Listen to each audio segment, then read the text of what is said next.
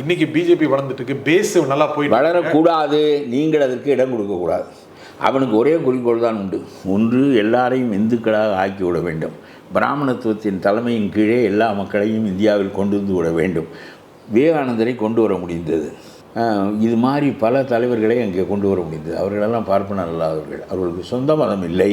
ஆகவே அவர்களெல்லாம் பிராமண கூட்டுக்குள்ளே அடைத்து விட்டார்கள். உங்களுக்கு மதமே கிடையாது, என்னுடைய மதத்தை உங்கள் மதமாக வைத்துக் கொள்ளுங்கள் என்று சொன்னார்கள். ஆதிசங்களுடைய மதத்தை பற்றித்தானே போய் விவேகானந்தர் பேசினார் நியூயார்க்கில், வாஷிங்டனில், என்ன ஊர்லேயும் பேசினார், அமெரிக்காவில் போய்.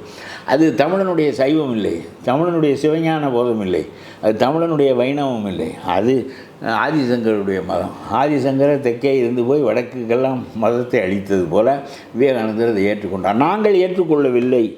அதே விவேகானந்தரை சட்டையை பிடித்து மனோன்மணிய சுந்தரப்பிள்ளை கேட்டார், நீ அமெரிக்காவில் போய் பேசியது வேறு மதம், நாங்கள் வேறு மதம் என்றார். நீ என்ன மதம் என்று கேட்டது, சைவன் என்று சொன்னார். அவர் சைவ சமயம் நாங்கள் என்று சொன்னார்.